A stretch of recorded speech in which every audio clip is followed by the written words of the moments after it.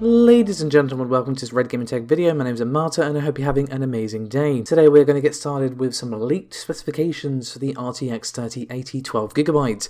This name should be very familiar with by this point. It has been leaked and rumoured numerous times, and now thanks to videocards.com we have some preliminary specifications for the 12GB variant. Of course, you can find their article linked below. So what changes are we going to see compared to the original 3080, which of course came with 10GB? So the first obvious addition is more memory, but we also have a wider memory bus, 384-bit memory bus to be exact, and as a result we see a higher bandwidth, 912GB a second compared to the 760 that we saw on the original. Now this does have a arguably unfortunate side effect that due to this faster memory it will be faster in Ethereum crypto mining. The official light hash rate figures are claiming at the moment that it will be 20% faster at mining Ethereum than the original 3080. Not exactly great when 3080s are kind of about as easy to get hold of as pixie dust at the moment, but it is just an unfortunate side effect of that faster memory bandwidth. However, there is more to discuss. It was long expected that we would see an increased CUDA core count on the RTX 3080 12GB, but obviously we didn't know how much or what have you.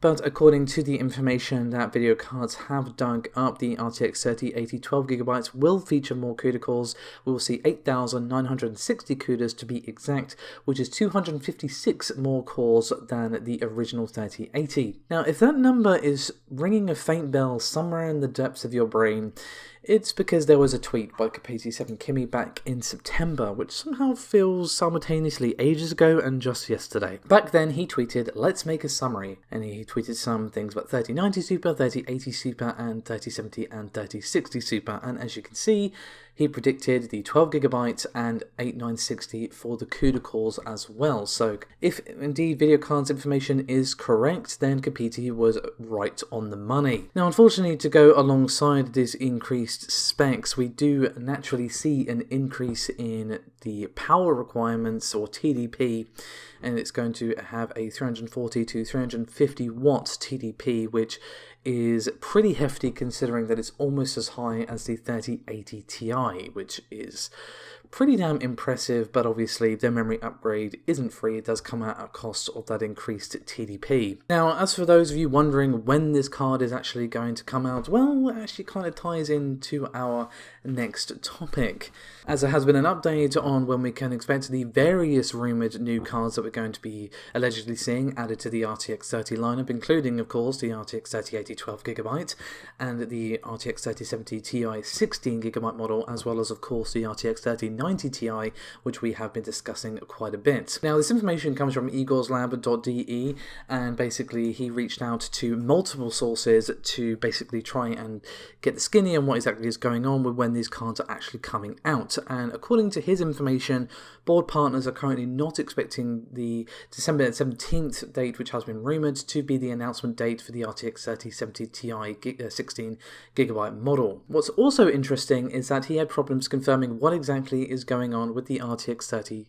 12GB, which I just talked about, and allegedly this was originally planned for the announcement on December the 17th, but everything is just kind of shrouded in uncertainty and mystery, and that does line up with what we've been hearing from our sources as well. The release dates for all these cards is just massively in flux at the moment. It's all unknown, and this is according to sources familiar with what's going on at Nvidia partners and of course Nvidia themselves. So we basically have been hearing the same thing as Igor here, that everything's just kind of a bit unknown. It was expected that again we would see the RTX 3080 12GB on December 17th for any announcements, and then allegedly we were going to see the 3070 Ti 16GB launch on January the 11th, but has now been postponed until, well, question mark. So everything is just a bit in flux, unfortunately, when it comes to these new cards from Nvidia. But with all that said, we're going to move over now to their arch nemesis AMD, as some benchmarks have been discovered for a AMD Ryzen 6000 Rembrandt APU, which obviously is going to be the 6000U series. Now obviously, as this is an APU, it is part of a laptop build, an Asus M342RA laptop. That just rolls right off the tongue, sure you'd agree. But this was discovered by BenchLeaks over on Twitter in the BAPCO benchmark repository. And the code name for the AMD APU here is also, just smooth, rolls right off the tongue, 100, bunch of zeros, 560-40_Y.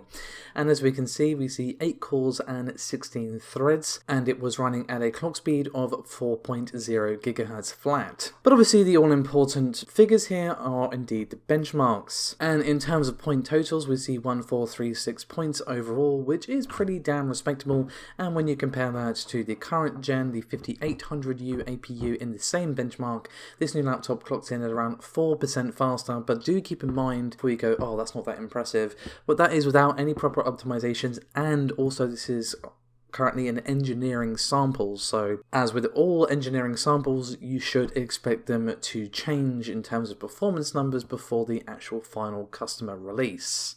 But to be honest, the TLDR of this is that this is pretty damn impressive early performance, and I look forward to seeing more of what Rembrandt APUs have in store for us as we move towards the next generation. But speaking of benchmarks, we're going to finish up today's video with some benchmarks which have leaked for the 12400F, and these are all thanks to various creators, so do bear with me, there is quite a bit to go through here. Now obviously we have seen a lot of the higher end of Alder Lake, but to be honest, I think the sort of mid-range of Alder Lake is really exciting also. And now we have some new benchmarks which are leaked by a content creator over at Billy, who got hold of the QS variant, and they basically put it through its paces. The 12400F was compared against the 11700K, 11400F, and Ryzen 5600X.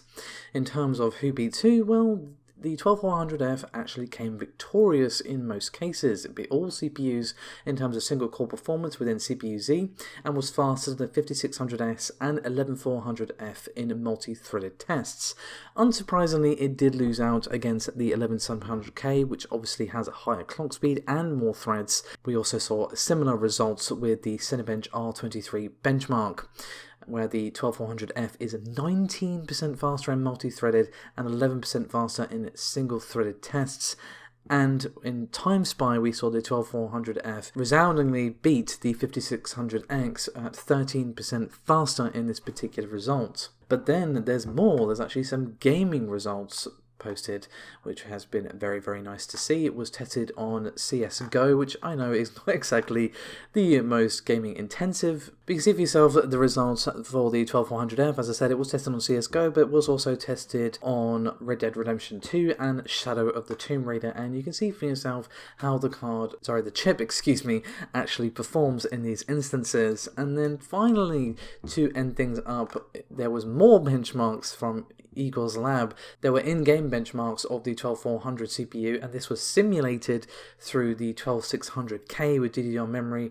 And obviously you can find Igor's full review linked in the description below, but there is a couple of benchmarks that I just want to highlight here. And of course, if you want to see the full results for what Igor actually found in his benchmarks, you can of course find it linked below. But the TLDR from everything I just said is that, well, from everything we've just said and seen and previous leaks and whatnot regarding the 12400, we are reasonably expecting it to offer similar or better performance than the 5600X at the same power consumption.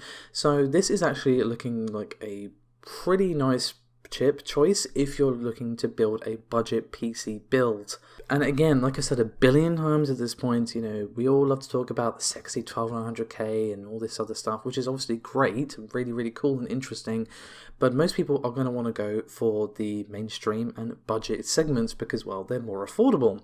And Alder Lake is looking like a bit of a beast when it comes to this particular segment.